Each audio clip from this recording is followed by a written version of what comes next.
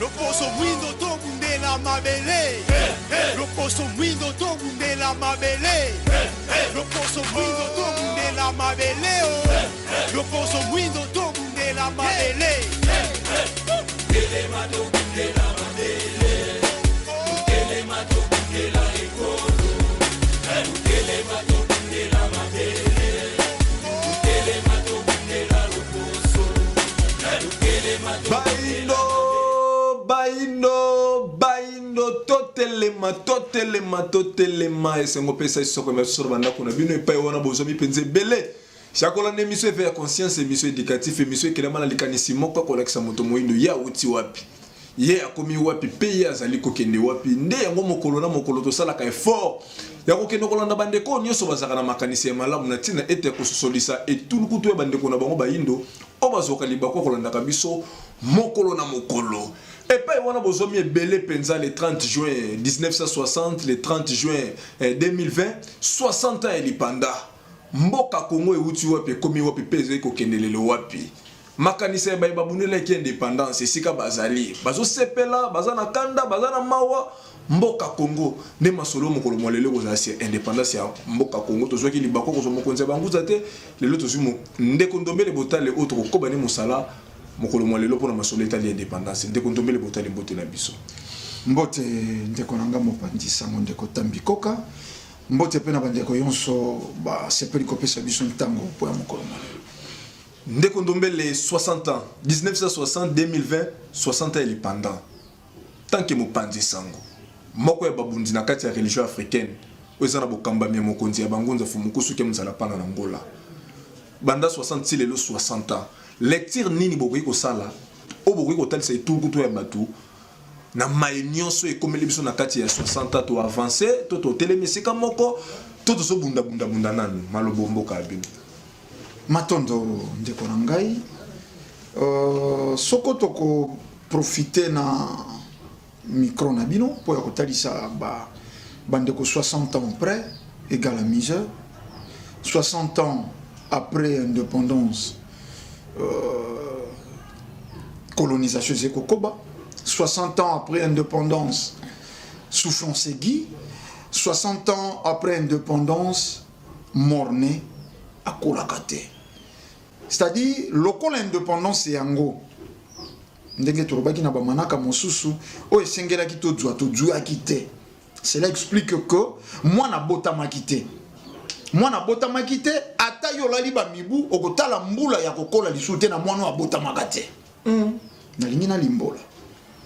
Okufelaka obotaka mwana kufa. Mpo banda kotala mbula o fetaka anniversaire fo bota mwana mosusu.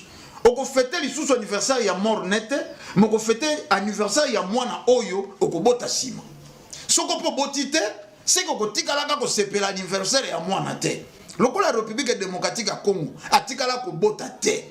Mwana indépendance mosusu, cela explique que toko tikala te ko fete 60 ans ya anniversaire pour indépendance to doite. Ndenge nini ndeko ntombele mukili mobimba et tout le kuto ba indo nyoso to pe ba congolais bazolanda biso le 30 juin tozo sepela bino mo bato zwa ngote na lolenge kani ndeko meka ko sosolisa ba ndeko eteni wana. Mais pour to lo bato zwa indépendance il faut to fanda to kanisa ba revendication zalaka nini yambo ya indépendance. To revendikaka nini, to deploraka nini, to sengaka nini. Ezalaki politique na biso na maboko ya mindele. Décision, organe de décision na maboko ya mindele. Misala ya lakate base ko zwa biso ba esclave, to sala ka misala po intérêt ya bato moko songolo, ba pesa ka biso rente de survie pour enfin esclave za la makashi ya ko salela lobby. Bomo ya bato ezaki koyeba na te bandelité suka. Système éducatif ezaki o bakumbela biso. Religion o ba imposa na mokili. Bref, makambo yonso ezalaki contrôlé na loposo pembe.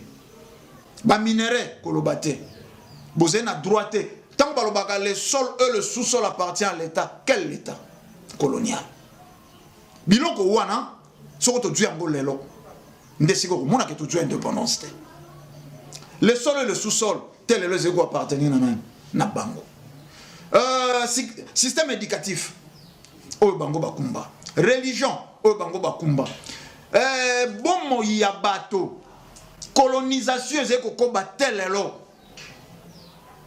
tout ça la lo côté na propre volonté na biso nzoka nde soko indépendance ezali kozala ba somi oya ze somi aze na dépendance ya motote na ko kambema ya motote meto mituna décision nini ba mboka na biso ya Félix Atope République démocratique ya Congo ya biso ekozwaka sans ko passer par bato wana okomona ke zete yonso tokoloba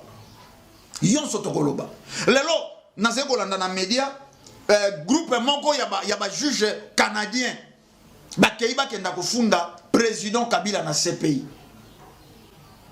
ezama BP kaka mais yango tolobi te avant indépendance égale après indépendance lelo awa kaka soko mercredi ya semaine otoali ambassadeur moko américain ayeyawa pour sangisa ba opposant na qualité ni un ambassadeur américain est-ce que pas ina bisope ambassadeur moko ya biso ya République démocratique ya Congo akoja kenda États-Unis aluka soko asali sa réunion ya ba républicain to ya ba démocrate mais rapport de Fox ça ningi moko justement tango lobeli rapport de Fox yangwana tolobi il y a pas d'amitié entre l'esclave et son maître tango kako lobeli rapport de force yango la différence tel lobi so zeba umbu tel l'autre zeba esclave tous un organe de décision te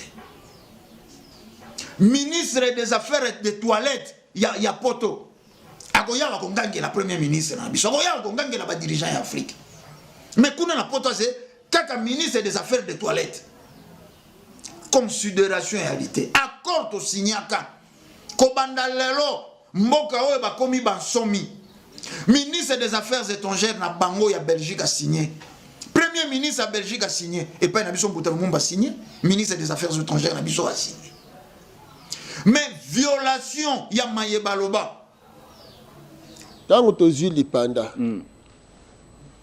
ba tosali mikanda te mukanda oyo o basinyaki bamindele na bayindo mukanda oyo po toskanaki yango ezali mukanda ya elembo oyo na mindele na bayindo bayokani ete le 30 juin 1960 Congo azwi lipanda na kobanza soki ekozala malamu botangela bandeko makomi le Congo accède ce jour comme déclaration conjointe des gouvernements congolais et belges. Le Congo accède ce jour en plein accord et amitié avec la Belgique à l'indépendance et à la souveraineté internationale. Léopoldville le 30 juin 1960. Accord yangambo nyoso mibale. Bon.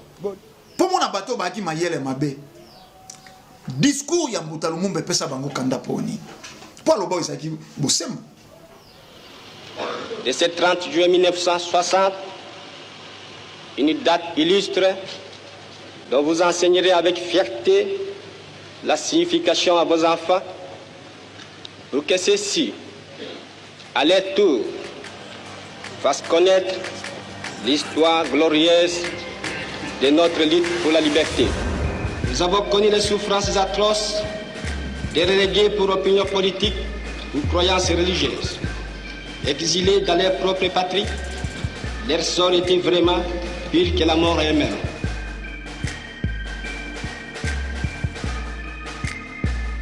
Nous avons connu les ironies, les insultes, les coups que nous devions subir matin, midi et soir, parce que nous étions des nègres. Ensemble, mes frères, mes sœurs, nous allons commencer une nouvelle lutte sublime qui va mener notre pays à la paix, à la prospérité et à la grandeur.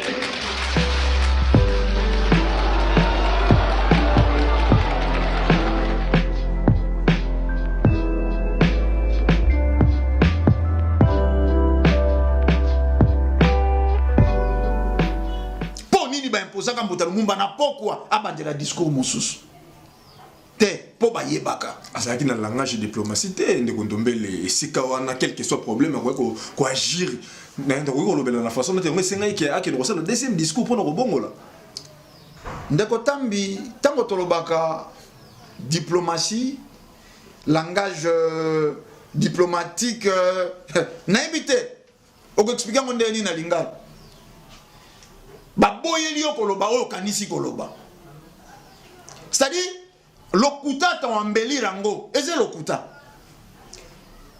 mindele loposo pembe soko base ko s'adresser na ba dirigeant na biso diplomatie ni ba utilisaka diplomatie nini ba utilisaka te balakisaki na miso ya bato oze na ino esclave otenaki ba propos kokai koloba te na biso ba maître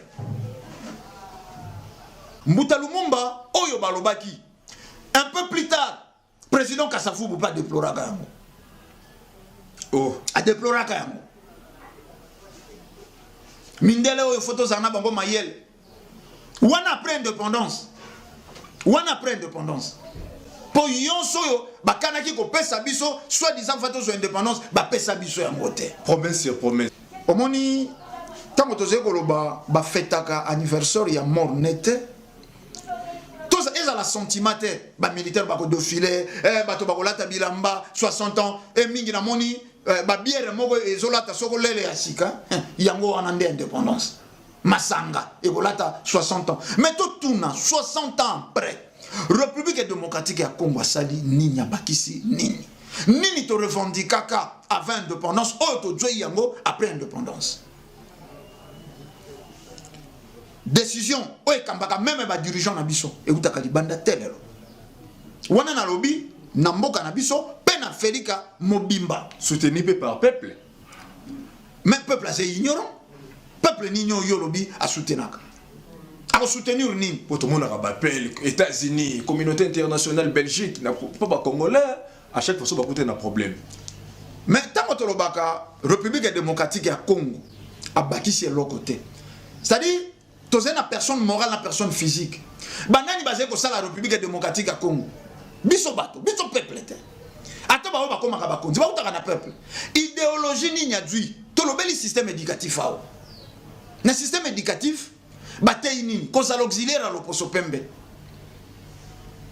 élite intellectuelle tala bato mingi ba esperaka na l'opposo pembe élite intellectuelle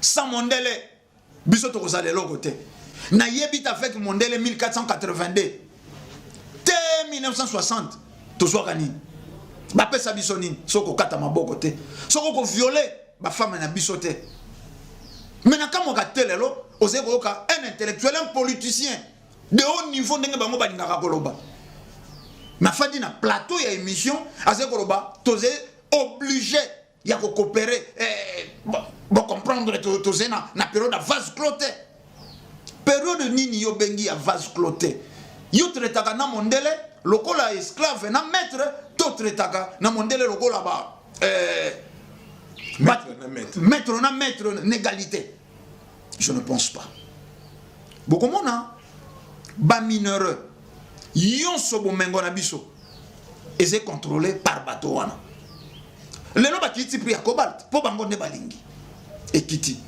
production tozalaka n'interdiction ya ko raffiner pétrole na biso il faut exploiter pétrole brut et kei ba côté que la biso ba dérivé ba côté que la biso essence ba côté que la biso mazout goudron fuel kérosène mais pour nini te biso moko to raffiner par te et ce pétrole ne ya mwanda me ya biso te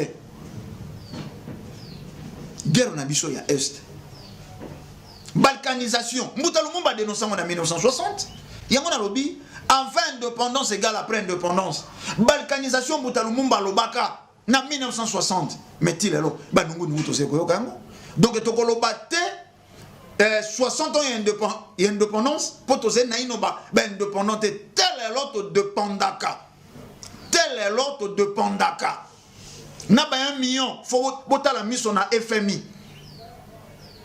na ba 2 millions faut botala donc ba mbongo ya Sony tel est l'autre décision ya mboka na biso oyelingi bato sur le plan scientifique o le posopemba lingi oyelingi bato sur le plan politique o le posopemba lingi oyelingi sur le plan religieux o kaka le posopembe alingi bongo à quoi bon to bato zebe indépendant à quoi bon to ba soki to sali ba indépendant de kondomé le mettons on solo ba kunanga pe poussinga ba makanisi bipai bolobi que peuple assez inconscient yango moni mon continuer sur bananga mo peuple baso sala pe elo côté pour ba bimi na école wana ya monele mais lobi uti ko leka to moni parmi ba revendication na mona kati ya mboka ndé pousser ngana lo baté peuple a commis na maturité peuple a commis en charge kolandela selon mibeko ya mboka na biso do sala lelo constitution na article 64 eux ils ont ba question qui peuple a moni makamezo tambola malamu té empêcher groupe d'individus moko ba maintenir mboka na pasi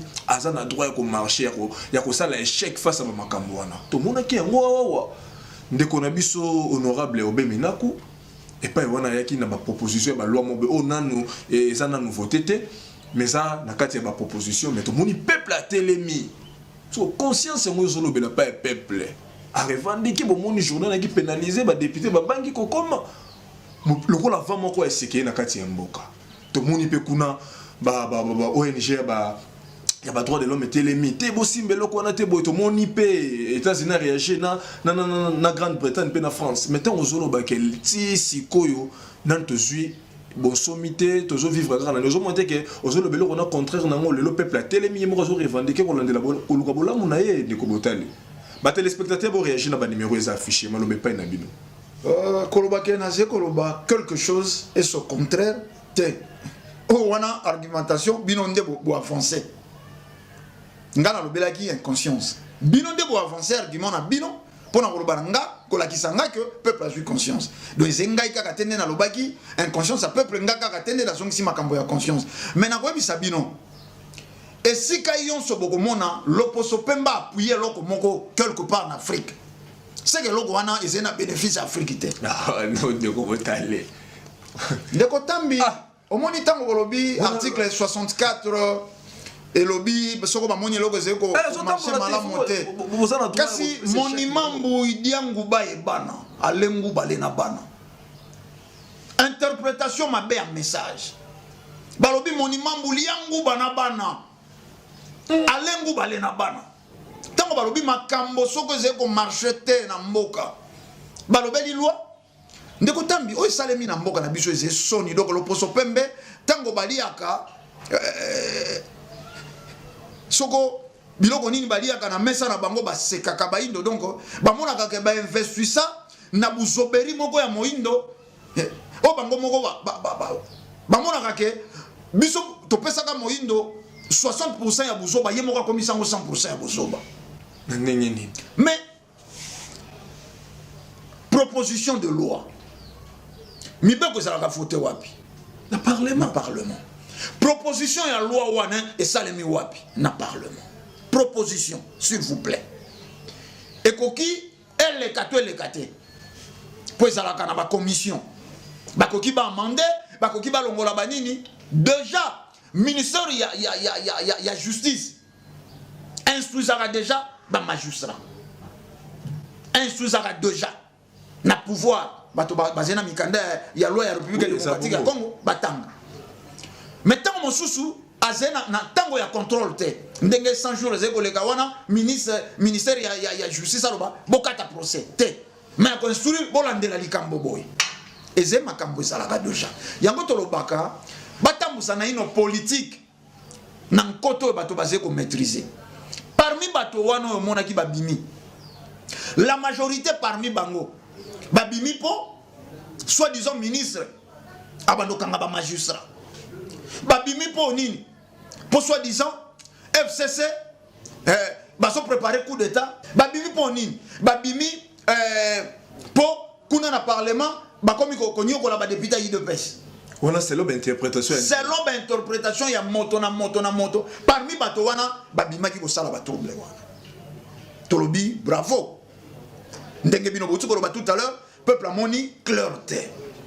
Lipa o eze ko teka malelo 500 francs. Lipa wana kaka yango ezalaka 100 francs. Et comme 200 francs. Et comme 300 francs, ba matisa grammage te. Tango komi na 300 francs et sota 4-5 et na 500 francs. Même lipa wana mesure wana moko. Chaque jour tolia kango. Chaque jour to somba kango. Peuple wana abimate libanda. Peuple wana a dénoncé a revendiqué. bandeko na biso ya Beni na plateau na bino grand plateau to salaka na bandeko mosusu to aka na bango ndeko ngeleka to kobosa na tena ndeko pero to aka na bango na plateau pona ko dénoncer makambo ya Beni bandeko ba pouvoir noir sur blanc que MONUSCO a complotaka na ba Adolf Nalu peuple nini accompagnant mouvement wana to dénoncaka ba bar plein distraction na Kinshasa lelo bato bazé ko koba ko kufa na Ituri bolamuki lelo bokokuta bakata 8 personnes bolamuki lobi bokokuta bakata 15 personnes esika nini bomona bandeko ba revendiquer tala makambo to ko koloba eze ko tambola malamu te dollar peso mata dollar yango wana de 17 lelo na 20 to ebite lobi to kolamuka nango na combien nani alobi te oyo wana bato babimi apa donc ba positionnement politique bato moko ba dwi bato na bango pona ba intérêt na bango égoïste soko ose ko ka ba revendication ngo ba simbi ba député na biso basali esika nini omona bato ba telema baloba trop c'est trop toze na problème wa ya sous-traitance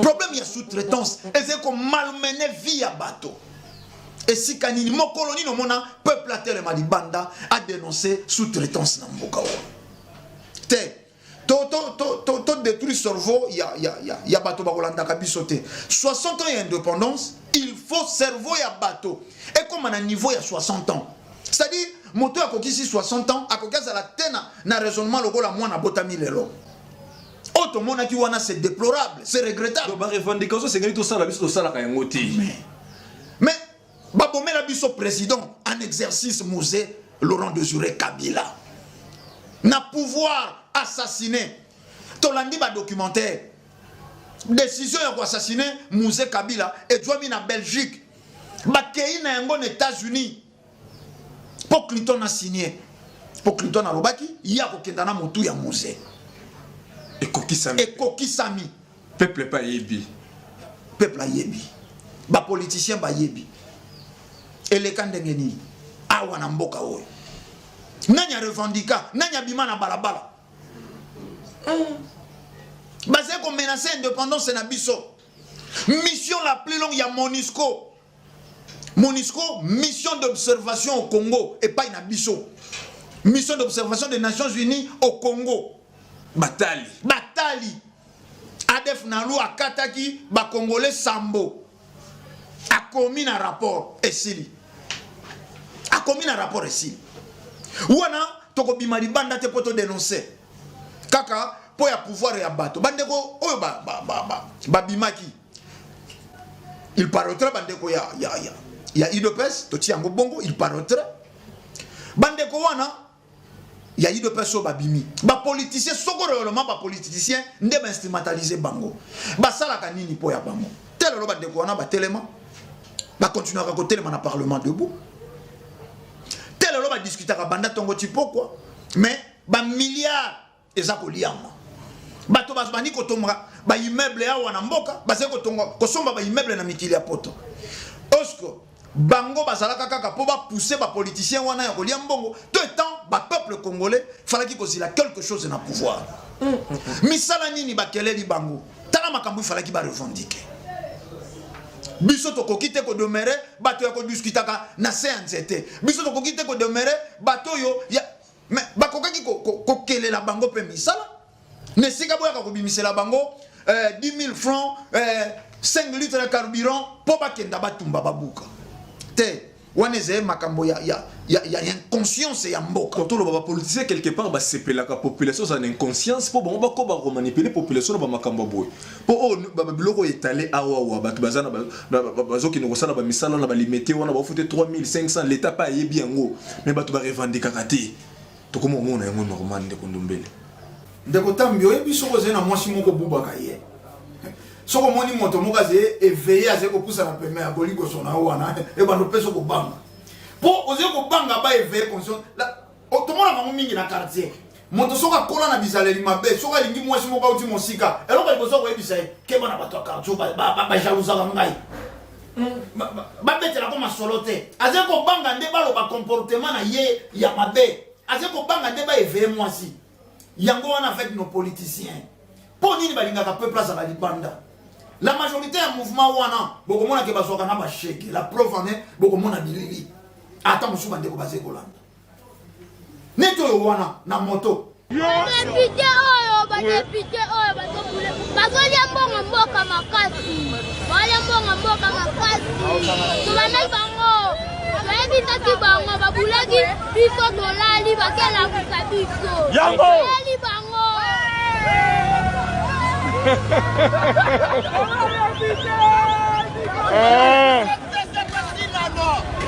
Wow, ça chauffe. Chege. Donc, bakobunda te pour la vie ya mwana wana. Ndeko tambi. Obi ka lalo to bandi ko koma na au moins 4 générations ya bana ya balabala. Na Congo awa. Mboko ya sokanisa sepela 60 ans ya indépendance, azepe na bashego bazeko kokisa 60 ans. Donc alala libanda, abandi ko botela libanda, akoleli libanda, kimobandia libanda, akokufa pe libanda. Tant mon soupe soit couffé, c'est pas l'occasion de dire nombre de coronavirus. Omoni, tous à la mayenne, politicien na biso, la preuve en est, autant la débat politique et les kagana itando. Et c'est positionnement politique. Et c'est qu'on préserve le pouvoir na bango. Montre qu'on débattre pour la pauvreté ya peuple congolais. Soko réellement ba politicien na biso, bazalaki sima ya peuple. Na tango yo, tozana deux discours te. Mon peuple ya balkanisation, ya République démocratique ya Congo, et c'est na matoi na ba.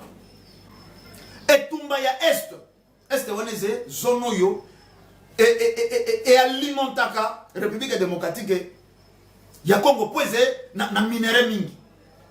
Bato bakufaka, bino boze ba député, ba lobeli ya peuple. Peuple wana ze ko kufa. Peuple na yo. Peuple wana zeko kufa tongo midi pe pourquoi peuple na yo oyo yo ozoela mandat mongongo tanto lo bakato pesi ba voix et si kanini ezala ya kuna na parlement ezala na ba débat politique na bango na komi kutu komona ngombeba okomona ressortissant ya coin wana abimi biso tozé abandonné wana déjà balkanisation likambo ya Ituri ekokite e konsonaka kaka ba bitoto e population ya Ituri likambo ya Beni ekokika kate e konsonaka ba bitan to population ya Beni et ce problème ezeko ko engager République démocratique ya Congo mobimba donc eloko singene ba marcher les yango biloko ifalaki bato ba dénoncer ba bimela na balabala yango wana lipa emati carburant emati carburant qui me transport emati voilà. Attends au carburant mataka ba pesa ka biso raison te eloko e mati pona nini eloko e sali boy poni te bola moki na tongo bokuti o e komi boy désormais boko s'adapter na ngo bongo moto ko lobate ba me mabiso te na mokili ya ko bunda na elili te soko elili a telemi awa c'est que kolo elili a c'est quelque part donc na ko s'attaquer na elili te na ko s'attaquer ndena na kolo elili cause effet. Donc dire que bato babimaki pour battre les mélanicanis ton moto c'est faux. C'est faux pour makambo ya ntina au peuple akokai ko revendiquer na mboka oyo. Même ingérence, il y a impérialiste na mboka na biso. Et c'est parmi makambo to kokai ko bima na mboka. Tala tango bamboka nyonso ze ko lobela mikili ya poto baze ko buka bikeko ya colonisation. Awe pa na biso to lobini. Roi Léopold II, soko na mboka na bango asala kombo pour nga kataka ne biso maboko te soka sala kika roi ya Belgique ndenga salela kaka bakokai kotanga ite mais kuna tango babuki bikeko na ye pe base ko recommander bana na bango kuna il faut batanga histoire ya colonisation. Et la colonisation du Congo par la Belgique fera désormais partie intégrante du programme scolaire. C'est ce qu'a annoncé la ministre de l'Éducation, Caroline Désir. Jusqu'à présent, les professeurs d'histoire n'avaient pas l'obligation d'aborder ce pan d'histoire dans l'enseignement général, ce que dénonce une enseignante de Fontaine-l'Évêque dans la région de Charleroi, qui a décidé de consacrer une large page de son cours à ce passé obscur. Elle a volontairement invité un ancien colon en classe pour susciter le débat, quitte à ce que celui-ci soit houleux, et tente d'avoir une démarche donc pédagogique auprès de ses élèves. Les propos du colon sont tellement choquants que les étudiants ont fondu en larmes. C'est un reportage tourné avant le confinement. Vous allez le voir, il y avait du monde dans les classes, mais c'est pas ça le plus important. Sophie Mergen. Colonisation, esclaves, histoire, caoutchouc, Léopold II, richesse. Horreur, mémoire, horreur, mémoire, horreur, mémoire. Cette classe de 5e secondaire s'apprête à rencontrer un ancien colon pour déconstruire le discours de l'époque. Il a enseigné au Congo et sa vision interpelle. Le malaise peut déjà se lire sur les visages. Pour lui, les violences n'ont pas existé. Rapidement, les questions fusent. Est-ce que vous êtes fier de votre passé colonial? Quel bilan en tirez-vous? Ce n'était pas nécessairement les Belges qui faisaient le plus de tort aux Congolais. Mais ça répond pas à la question de si vous êtes fier ou de si vous en avez. Mais oui, je suis fier d'être allé là-bas. Visiblement, impossible de se détacher de la vision paternaliste de l'époque. La seule élève noire de la classe a du mal à contenir ses larmes. Elle préfère garder l'anonymat, mais sanglote en silence, réconfortée par sa prof. Le pire arrive quand un élève demande si l'indépendance était une bonne chose. Non, trop tôt. Cette émotion traduit combien il est délicat de faire face à ce passé colonial. Vous comprenez que certains de vos propos ont pu choquer? Alors, je ne vois pas pourquoi je les aurais choqués. Vous faites comme s'il n'y avait rien eu, alors qu'en soi, il y a quand même eu beaucoup de massacres. Il finit néanmoins par reconnaître certaines choses. Nous avons imposé à ces gens-là quelque chose qu'ils n'avaient pas besoin. Une fois la rencontre terminée, et pas na biso dirigeant politique face à makamboze ko le kanamoki. Position là-bas. Position na bango. Est-ce que le parti politique peut masolo pebe ta marape que biso aux alabes esclaves ba mindele to nengeni ndeko botal. Pour nengi bosolo bela na non bezo sala nga malili. Parti politique kolo parti politique yemoko fuia. Ya ba impérialiste. Idéologie ni na kopesa na bato na ye. Soko ezete, soko ba meki na biso, to bimato la bisabango démonstration de force. Boyo kiao, il dépêche sali à lobby boye, secrétaire na bango Augustin Kabuya à lobby boye. Tomoni ya PPRD Chadai. Allez, immaturité politique. Ya mwana de zozela. Mais et pour ça la nini na vie à peuple congolais. Et tumba ya IDPS. Et tumba ya PPRD, et tumba ya FCC, et tumba ya Cash. Et pour ça la nini na bomo ya peuple congolais. Nanzala au peuple congolais. Netambi les gens souffrent. Deuxième pays, na révolta kangai. Tango batanga ka République démocratique ya Congo. Deuxième pays ya pasi ya nzala. Sima ya Yemen. Yemen a kokia kufa nzala. Azena minorité. Biso c'est scandale géologique. Mais c'est le deuxième pays le plus pauvre et premier pays du monde. Et ma parti politique est salarié. Et quand l'on m'a dit, n'importe na bango ba ministre na biso, soko ba lobi mboka na bino ze plus sali ya mokili. Bongo yo zanani. Yo poza plus sali ya ba citoyen mususu ya mokili. Et c'est makambo oyo mboka yonso, la première des choses, ba kola saka ba militant to ba peuple na bango, comment aimer son pays. Au moins, ils sont indépendants, ils sont yeba. Mbuta Lumumba, pour nous, ils sont Coca-Cola politique à Mbuta Lumumba. Répondre. Et alors, je n'ai jamais compris dans ma vie pourquoi, à l'école, on nous enseignait pour être bon, il faut la charité chrétienne, il faut l'amitié entre les hommes. Comment on peut concilier l'instruction que les Européens nous donnaient à l'école, le principe des civilisations et des morales, avec les actes que ces Européens commettaient vis-à-vis des populations noires. Et c'est en faisant cette observation au jour le jour, à comparer les principes qu'on nous enseignait, les actes que ceux qui nous enseignaient commettaient. Et alors, je voyais chaque fois la contradiction. C'est alors que j'ai commencé à prendre de plus en plus conscience, n'est-ce pas, que alors, j'ai commencé, n'est-ce pas, à étudier les révolutions à travers l'humanité, très souvent la révolution française, les causes qui ont été à la base de cette révolution. Pourquoi ces gens se sont révoltés? Pourquoi ils ont lutté pour la liberté? Et j'ai compris que vraiment, à travers toutes les révolutions, il y a un élément profond. C'est la lutte contre l'injustice, contre l'oppression. Vous savez qu'on m'a souvent présenté comme communiste, anti-blanc, anti-belge, l'homme qui veut détruire. Absolument pas. Je suis simplement un nationaliste, un leader nationaliste qui lutte pour un idéal. Je pense qu'à travers l'histoire de l'humanité, vous avez connu en Europe occidentale, même lors de la Révolution française, des nationalistes qui se sont mis à la tête du mouvement de libération, simplement pour que le pays accède à la liberté et à l'indépendance. Je ne suis pas du tout communiste et je ne le deviendrai jamais. L'avenir du Congo, je l'envisage dans ce sens. C'est de maintenir l'unité politique et économique du pays qui seul fera la grandeur de notre pays. Nous voulons que le Congo occupe une place prépondérante dans le cadre des États libres d'Afrique. Parce que si nous perdions l'unité du pays, c'est l'effondrement de la nation. C'est le retour en arrière.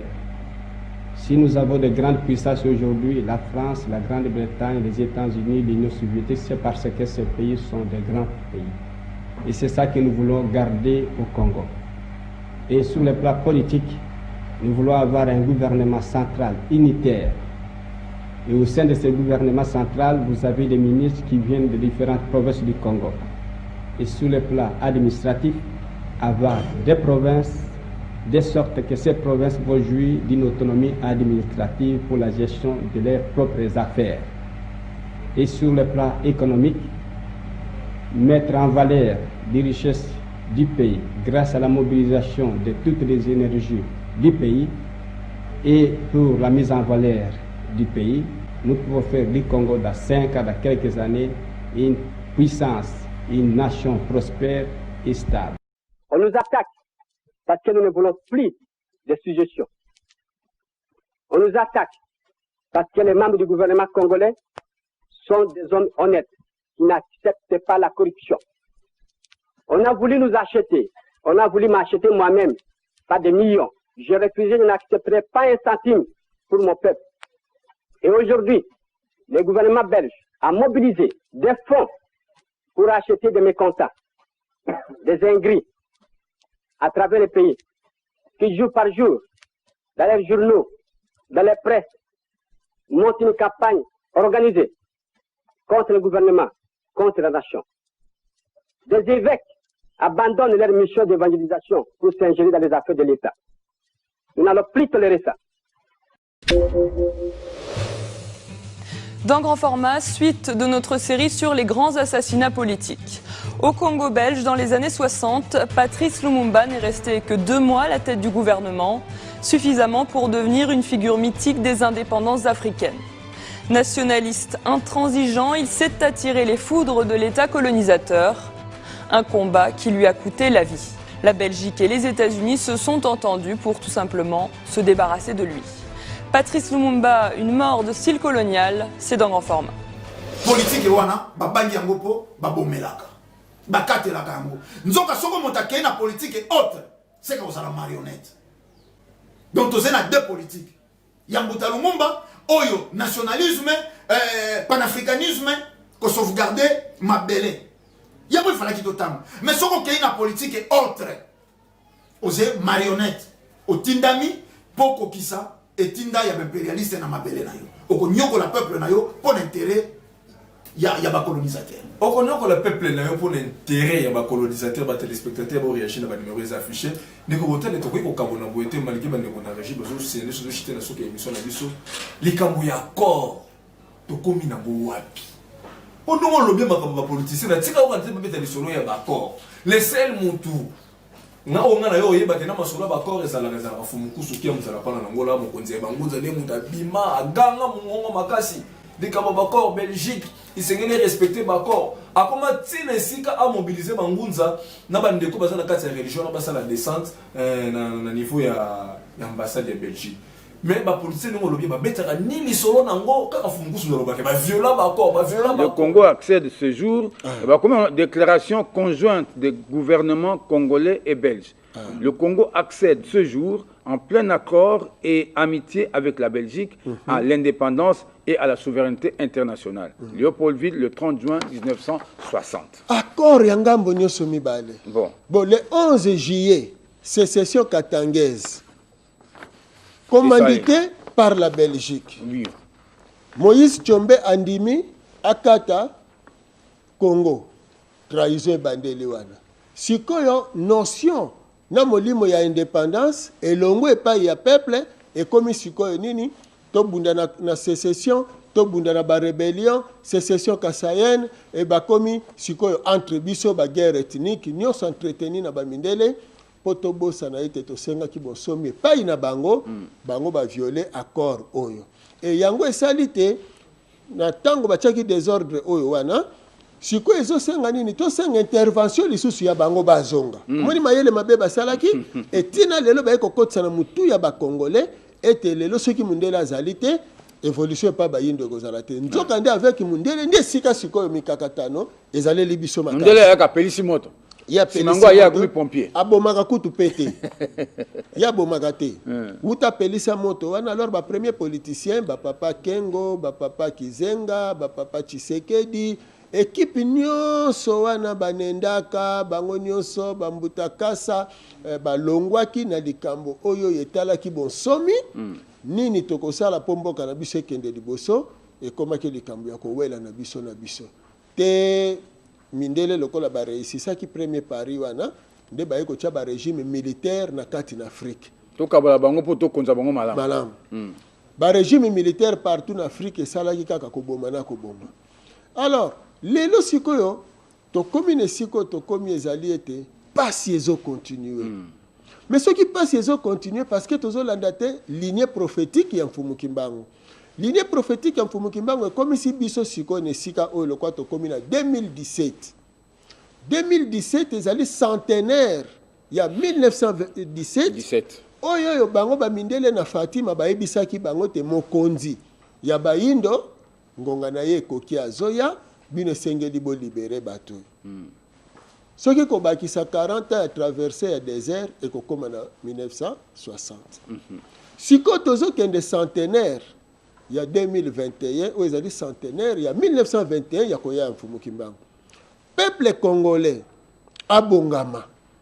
Kobongama na ye ezali pamba te nesika otokomi lokola mindele ba lekisi ndelo ya uta toyokanaki na bango tina lelo 57 ans 57 ans wana nyonso bango ba violer accord bango ba signaki siko bazoya ko embrouiller biso poto yeba te sika otokomi nde wana bango baza ko soutenir division na kati na mboka na biso oyo baza ko soutenir division na kati na mboka na biso Fumuku Sumbote toyebi te bandeko balandi baze kolanda tomoni bino lelo awa na liboso ya ambassade ya Belgique yango bandeko balandi balingi bayeba ntina penzeze nini ya etuluku ya bato pe bino moko kwa mokambi ya religion africaine awa na ambassade ya Belgique oye na ambassade ya Belgique kotikela bango memo ya koyebisa bango te tolingi kimia na mboka na biso toboyi ingérence ya Belgique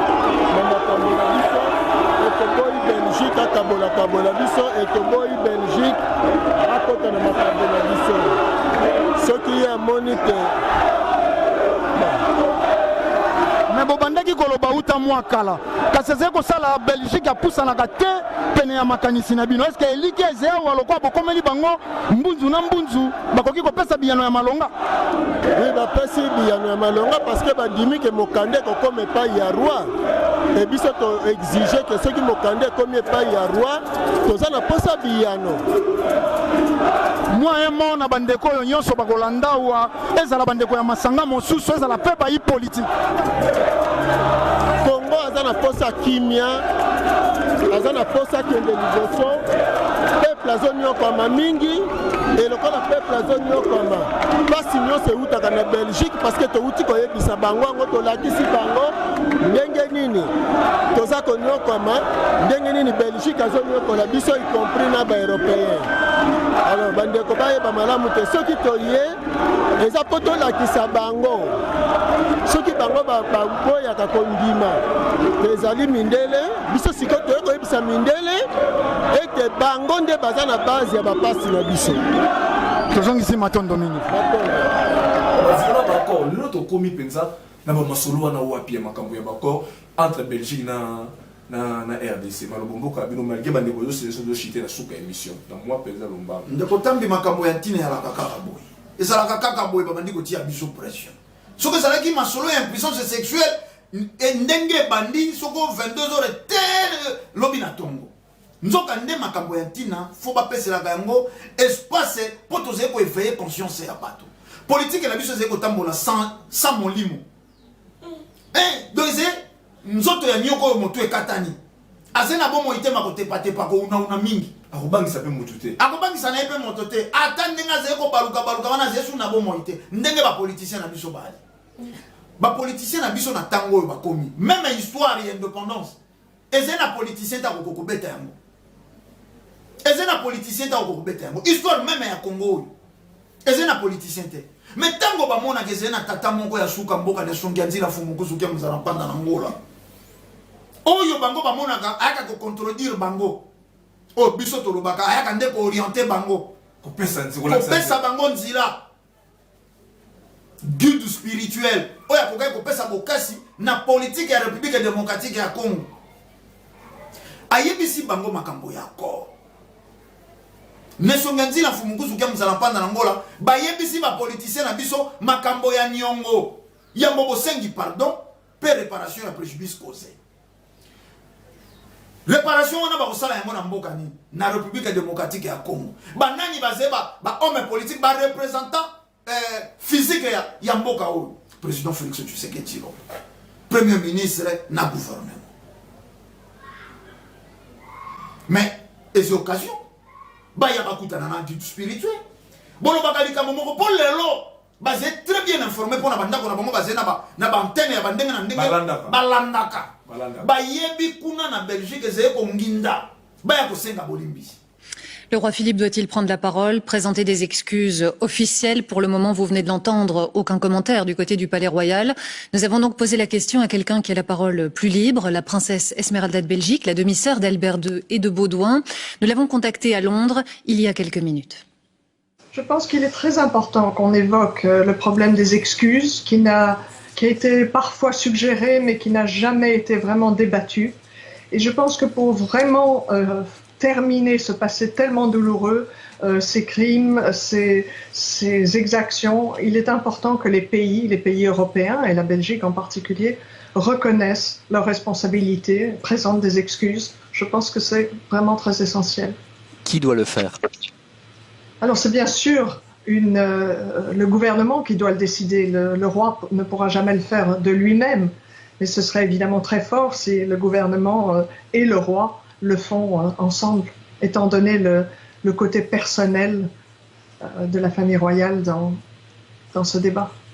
Na parlement européen kuna candidat mobimba et kozala mokolo journée mondiale bakokanisa esclavagisme.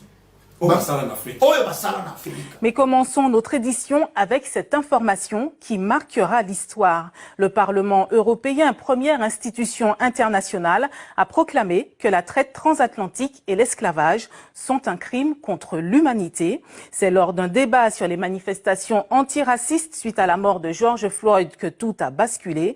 C'était mercredi à Bruxelles, au Parlement européen. Retour sur les arguments qui ont conduit au vote de cette résolution avec Kelly Pujar. C'est un acte symbolique au nom des peuples de l'Europe, une déclaration solennelle portée par 5 des 7 groupes politiques du Parlement à Bruxelles. Reconnaître que la traite des esclaves est un crime contre l'humanité et dénoncer le racisme. Le racisme et la discrimination sont une partie honteuse de notre histoire commune et malheureusement aussi de notre présent. Quant à notre histoire, nous n'allons sûrement pas la réécrire. Nous ne pouvons pas, en tant qu'êtres humains, non, nous ne pouvons pas ne pas aussi avoir honte.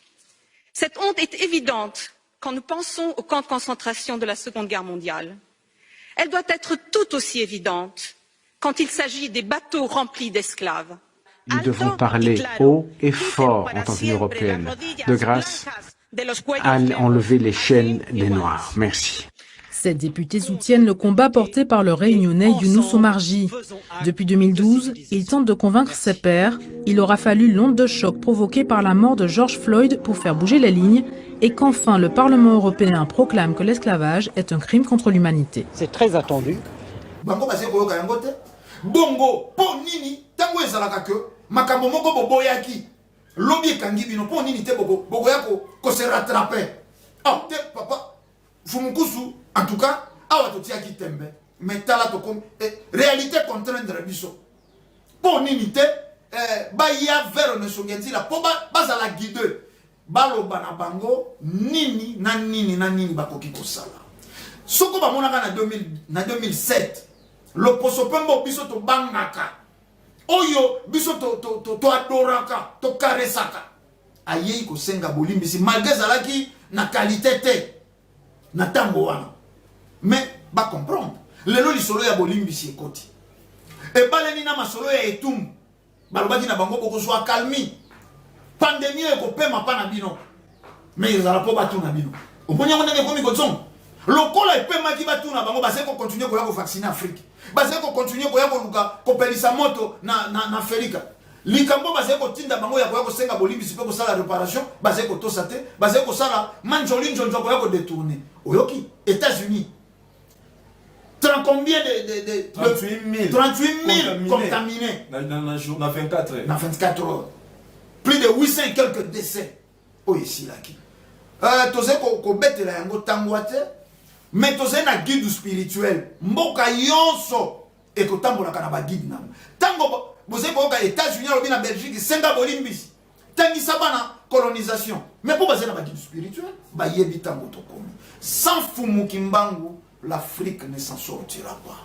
Ba dirigeant na biso, quel que soit bagage intellectuel na bino, quel que soit molai na bino, monene na bino, croyance na bino, savoir-faire na bino, expression ya langa forteur makasi koleka, sans fumu kimbangu, l'Afrique ne s'en sortira pas. Bokonzi na bino e kozala kwa ndako tongami likolo ya zelo sans fondation. Matondo. Bokonzi na bino kozala kwa ndako tongami na zelo sans fondation. Commentaire coûte beleza te.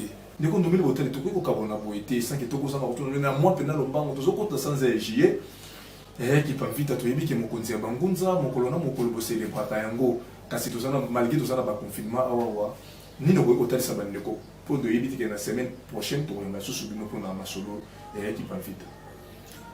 Matondo yaki mpavita moko ya ndelo ya lobiko ya baindo. Tango to reconnaître ka ba fête to ebeli mutuna makolote ndakisa Pâques, Noël, tala ba fête quoi le 2 juillet. O ese histoire. Elenge mwasi ya bibutu ko mibale na mibale batumbara mwana na mokongo. Po ya bolamu, po ya bonsomi. O to ze ko koba ko lukatelelo non to zuite. Po ya bonsomi wana.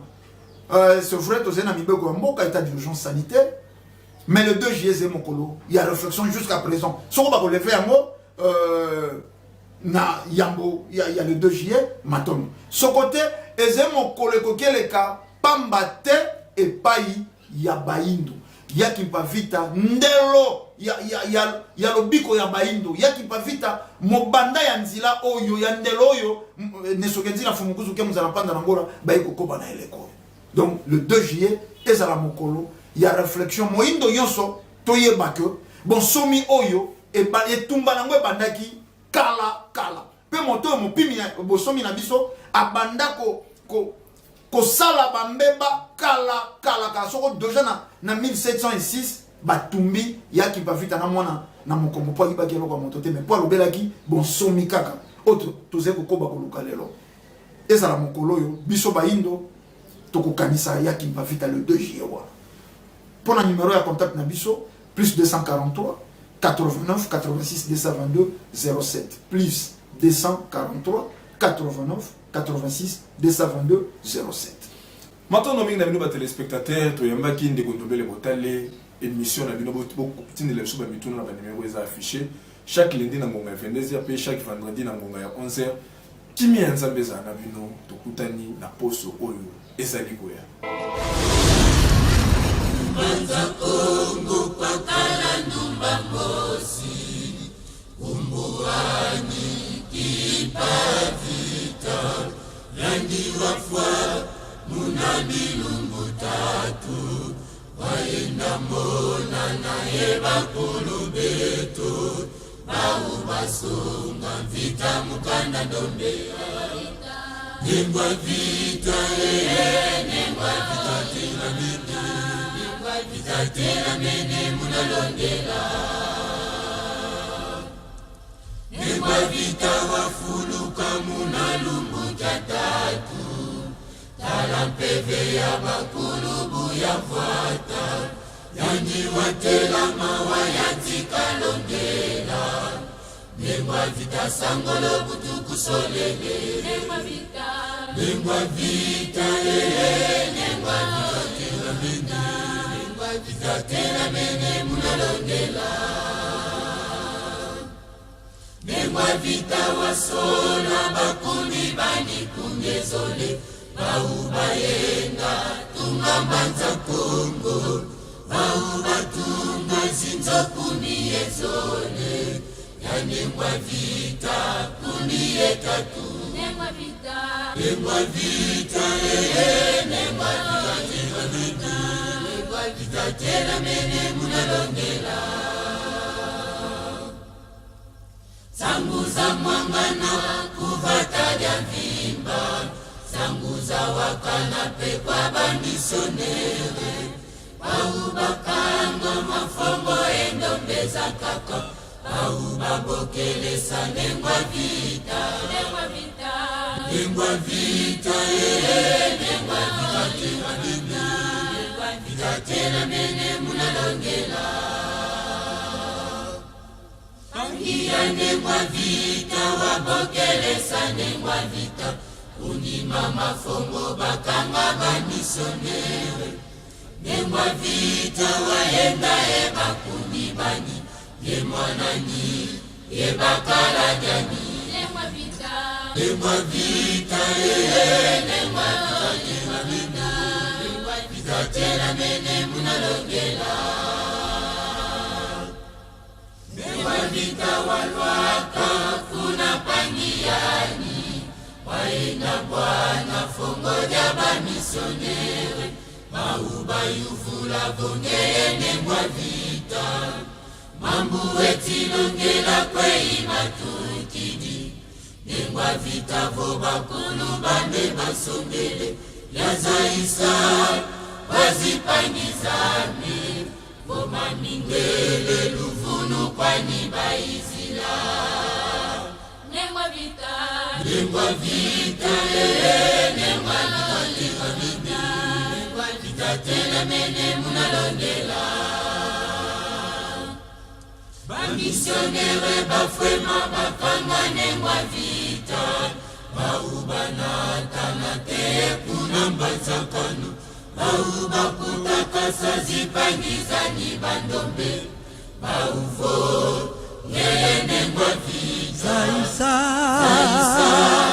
wazipangizaku vomambu wetilongela mena maluvu vokabuna kongeye sikavonda ye mwanaku ye bakala jaku nengwa vita nengwa vita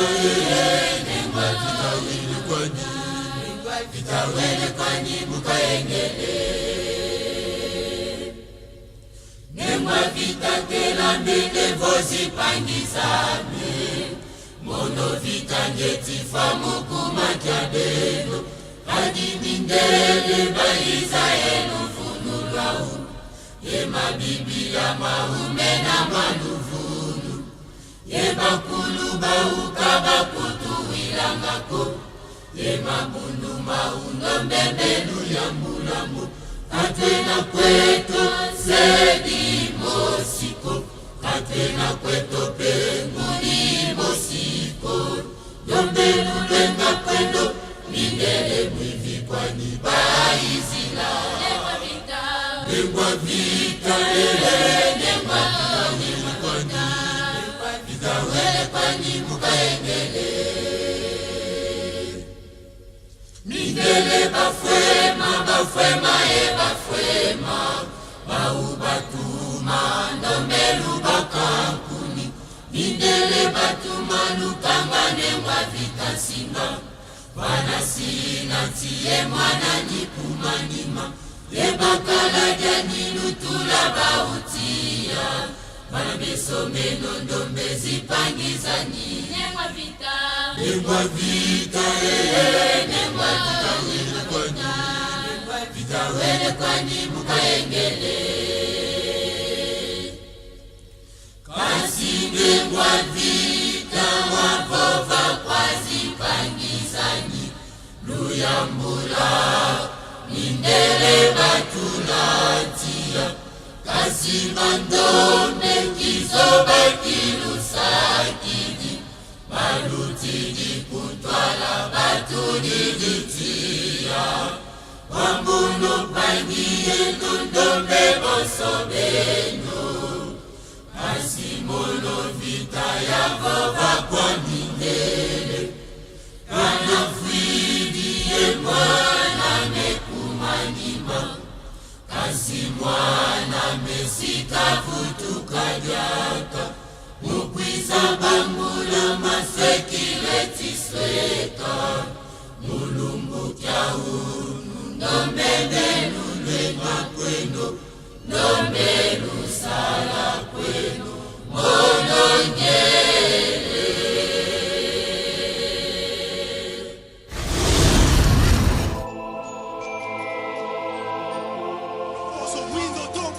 Mabele, Loposo Windo Tongunde la Mabele, Loposo Windo Tongunde la Mabele, Loposo Windo Tongunde la Mabele, Telema Tongunde la Mabele, Telema Tongunde la Ekono, Telema